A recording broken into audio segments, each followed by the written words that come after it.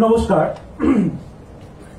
হলে উপস্থিত সমস্ত গুণীজনকে, সাহিত্যিক, কবি এবং অন্বেষার পরিবার প্রত্যেককে আমার তরফ থেকে, অন্বেষার পক্ষ থেকে আন্তরিক শুভেচ্ছা এবং আমার শ্রদ্ধা গ্রহণ করবেন। আজকের অনুষ্ঠানকে মোটামুটি ভাবে কবিতার অনুষ্ঠানই বলা যায়। সাহিত্যের গায়ে বা কবিতার গায়ে সেই সময়ের ভাষ্য লেগে থাকবে, এটা স্বাভাবিক ঘটনা। আমরা সময়ের দেওয়ালে, মূলত ফেসবুকের দেওয়ালে সেই ভাষ্য পরম যত্নে লিখে যাচ্ছি। কেউ কেউ মৃদু নাসিকা কুঞ্চন করে বলছেন যে ওসব থাকবে না, এদের কোনো মাত্রা জ্ঞান নেই, বড্ড লাফালাফি করে, তিরিং বিরিং করে। কথামৃত থেকে কিছু শব্দ ধার করে বলি, আমাদের চিরের ফলারে আর্ট আছে কিনা, কেবল ভ্যাদ ভ্যাদ করছি কিনা, সে তো সময় বলবে। আমাদের আঁকা ছবি হাস হলো না সজারু হলো না হাস জারু হলো, এ এখনই বিচার করবার কথা নয়।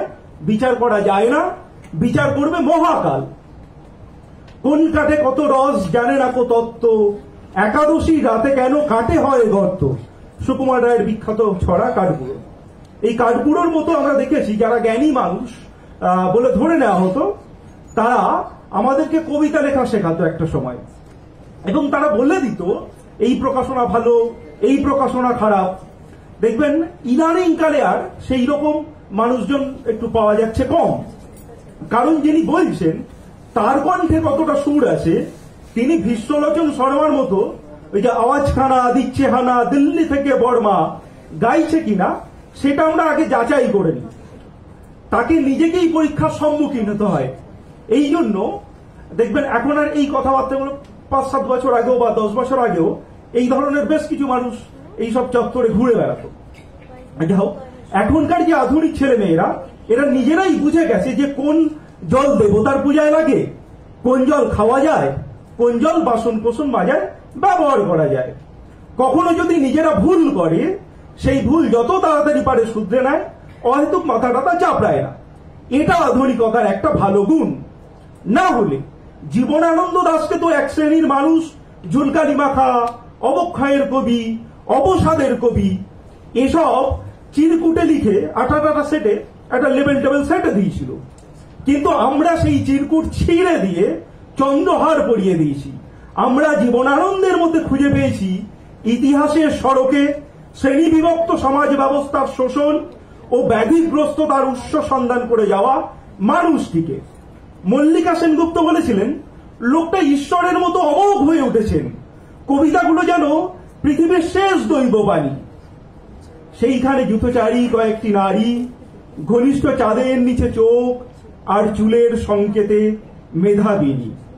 দেশ আর বিদেশের পুরুষেরা যুদ্ধ আর বাণিজ্যের রক্তে আর উঠিবে না মেতে। যাক, যেখানে ছিলাম, কবিতার গায়ে সেই সময় রৌদ্র লেগে থাকবেই। সেই সময় যদি প্রখর রোদ থাকে, তাহলে আমরা একটু কবিতার পিঠ পোড়া দেখব। যদি দক্ষিণ পশ্চিম মৌসুমী বায়ুর প্রভাব অত্যাধিক থাকে, তাহলে একটু তার শরীরটা ভেজা থাকবে। এইরকম নানা রকম গুণাগুণ আমরা দশকে দশকে দেখে এসেছি। যেমন 30-এর দশক, যদি 30-এর দশকের কথা বলা হয়, সঙ্গে সঙ্গে আমাদের মাথায় আসবে যে ধাক্কা দেওয়া হচ্ছে রবীন্দ্রনাথকে, ধাক্কা দেওয়া হচ্ছে রবীন্দ্রনাথের ললিত কলা ও শাশ্বত মানবতাবোধকে। মানুষের দেহ, মন, ব্যক্তিগত সম্পর্ক, সামাজিক ও ঐশ্বরিক চেতনাকে নিয়ে তৈরি হয়েছে সূক্ষ্ম বিতর্ক। তারপরের দশকে 40-এর দশককেই বলতে আসবো, বা 40-এর দশকের কবিতা বললেই আমাদের মাথায় আসবে যে সেই সময় মার্ক্সীয় দর্শনের প্রভাব লক্ষ্য করা যাচ্ছে। কবিতাগুলো অনেকাংশে হয়ে উঠছে বক্তব্যধর্মী এবং স্লোগান ধর্মী। অথচ কবিতায় রূপের সংযত প্রকাশও দেখব। 50-এর কবিতা সদ্য স্বাধীনতা প্রাপ্তি, অথচ দেশপ্রেমের জোয়ারে কিন্তু ভেসে যায়নি এই দশক, বরং ব্যক্তির ইচ্ছা অনিচ্ছা অর্থাৎ আত্মমগ্নতায় নিমগ্ন থেকেছেন বেশি। 60-এর কবিতা, এই সময় চীন ভারত যুদ্ধ, ফলত গ্লানি ছিল, অবিশ্বাস ছিল, দ্বিধা ছিল, পরস্পর বিরোধী আন্দোলন ছিল। তবে এ দশক মূলত স্মরণীয় হয়ে আছে হাংরি এবং শ্রুতি আন্দোলন। হাংরি আন্দোলন বহুল আলোচিত, শ্রুতি তুলনায় কম আলোচিত। এই শ্রুতি গোষ্ঠীতেই ইউরোপ ও লাতিন আমেরিকার প্রভাব পড়েছিল। এদের হাত ধরেই আমরা বাংলা সাহিত্যে পেয়েছিলাম পোস্টার কবিতা, গ্রাফিক কবিতা, টাইপরাইটার কবিতা। আর 70 বলতেই তো সেই নকশাল আন্দোলন, নকশাল মুভমেন্টকে কেন্দ্র করে অধিকাংশ কবিতা লেখা হচ্ছে গ্রাম জীবনকে কেন্দ্র করে কবিতা। এই সময় নকশালদের যে বিখ্যাত স্লোগান ছিল গ্রাম দিয়ে শহর ঘিরে ফেলা, সে স্লোগান ব্যর্থ হলেও সে সময় অগন্তি পত্রিকা প্রকাশ হতে থাকে গ্রামে। গ্রাম দিয়ে শহর ঘিরে ফেলা না গেলেও গ্রামের পত্রিকা দিয়ে শহর ঘিরে ফেলা হয়েছিল।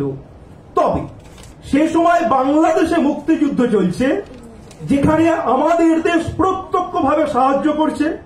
এছাড়া বিপুল জনসংখ্যার দায়ভার নিল আমাদের দেশ, বিশেষত পশ্চিমবঙ্গ। তারপরে বাংলা নানা রকম সমস্যার সম্মুখীন হলো। অথচ তখনকার কবিবর্গের কলম থেকে একটি লাইনও কেন সেই মুক্তিযুদ্ধ নিয়ে সেই দশকে বেরিয়ে এলো না, এটা কিন্তু বিস্ময়। আজ অর্ধ শতক পেরিয়ে এসে এই নিয়েও কিন্তু গবেষণা করার প্রয়োজন আছে। এই গবেষণা হয়তো নকশাল আন্দোলন ব্যর্থ হওয়ার যে কারণগুলো আমরা জানি তার সঙ্গে আরো একটা কারণকে জুড়ে দিতে পারি। আর 90-এর দশককে বলা হয় ভাষা বদলের কবিতা। এর সঙ্গে অ্যান্টিবায়োটিক রচনার দিকে ঝোঁক ছিল বিষয়হীনতার চর্চা, বিজ্ঞান চর্চায় উদ্বুদ্ধ হওয়া, বুদ্ধিমত্তার প্রয়োগ ইত্যাদি আমরা 80-তে দেখেছি।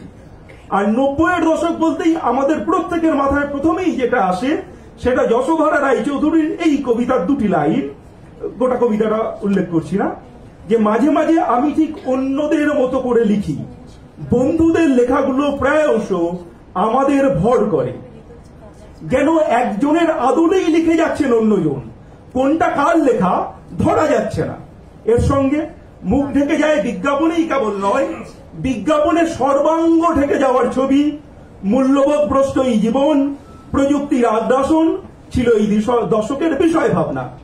আর এই মুহূর্তে ইউরোপীয় সাহিত্যে চলছে বাউডাল রাইজিং, এই টার্মটা খুব আলোচিত হচ্ছে দেখবেন।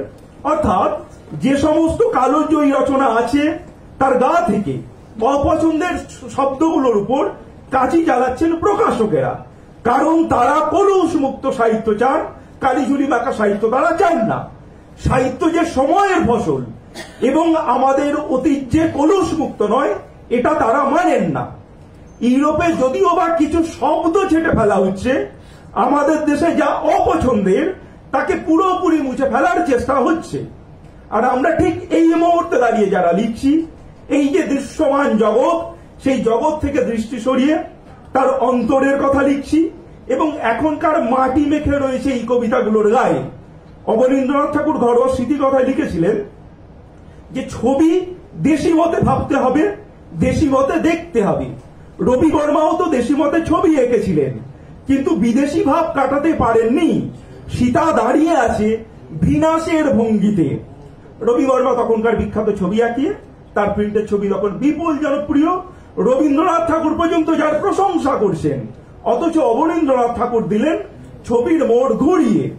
তিনি বলছেন যত রকম পট আছে সব স্টাডি করলুম, দেশি মতে দেশি ছবি আঁকতে শুরু করলুম, দড়ি দ্বারা ছিঁড়ে ঝাঁপিয়ে পড়লুম, নৌকো দিলুম খুলে স্রোতের মুখে।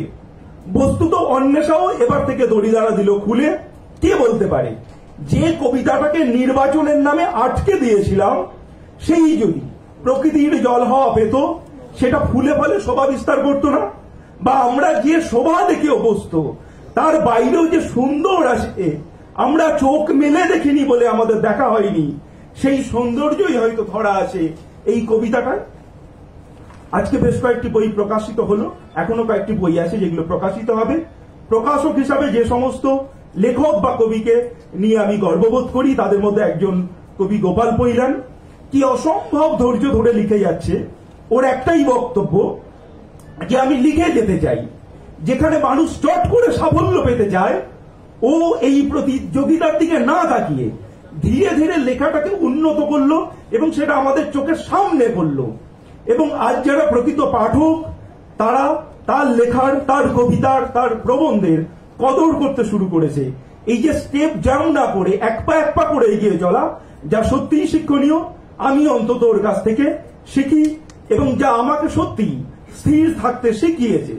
সুচিহ্নিত সেই পথে এগোচ্ছেন। সুজিত বাবুর আশীর্বাদের হাত তো আমাদের মাথায় রয়েছে, 4টি দুফরমার বই প্রকাশিত হবে, যা কবিদের প্রস্তুতি, আজকে যে 4টি দুফরমার বই প্রকাশিত হবে এইগুলোকে আমি মনে করি আমাদের কবিদের প্রস্তুতি পর্বের জন্য অত্যন্ত সহায়ক হয়। আমাদের উপদেষ্টা মন্ডলীর সদস্য ডক্টর অলকানন্দা গোস্বামী, তার কবিতার বই ঋগ্বেদের জানলায় অপলোক মাসদুর এই পুজোতেই আসছে, সেপ্টেম্বর মাসে আমাদের যে পুজোর অনুষ্ঠান সেখানে পাবলিশড হবে। পাঠকবর্গের মতো আমিও গভীরভাবে অপেক্ষায় আছি। মাত্র 2 বছরের মধ্যেই, 2 বছর বলতে আমার সঙ্গে পরিচয় 2 বছর আগেই, আজকের কবিতা না পড়া প্রজন্ম, এটা অবশ্য একটা চলতি খবর, মানুষ কবিতা পড়ে না, এটা একটা খবর আগেও ছিল এখনো আছে, অজিতবাবু খুব ভালো জানেন এগুলো। তো এইরকম একটা সময়ে তার কবিতার বইয়ের জন্য মানুষ অপেক্ষা করছে, এমন আনন্দের খবর জীবনে খুব কমবারই আসে। আপনাদের সঙ্গে আমাদের আবার দেখা হবে পুজোর অনুষ্ঠানে। এবং আজকে যে কবিতা গানের কোলাসটা আমরা করলাম, আমরা কেউ প্রফেশনাল নই, আমরা সব আমাদের অন্বেষা টিমের ছেলেমেয়েরাই করলো। তার মধ্যে 2 জন মারাত্মকভাবে অসুস্থ, সন্দীপ, ওর ছদ্মনাম সুচিহ্নিত, আর মৌমিতা বলে যে মেয়েটি গান করছিল প্রচন্ড অসুস্থ, তার মধ্য দিয়েও প্রোগ্রাম করলো। এবং আপনাদের এই যে হাততালি এবং আপনাদের এই আশীর্বাদ নিশ্চয়ই আমাদের এই ধরনের আরো অনেক কাজ করতে উৎসাহ যোগাবে, সাহস যোগাবে। ধন্যবাদ, সকলে ভালো থাকবেন।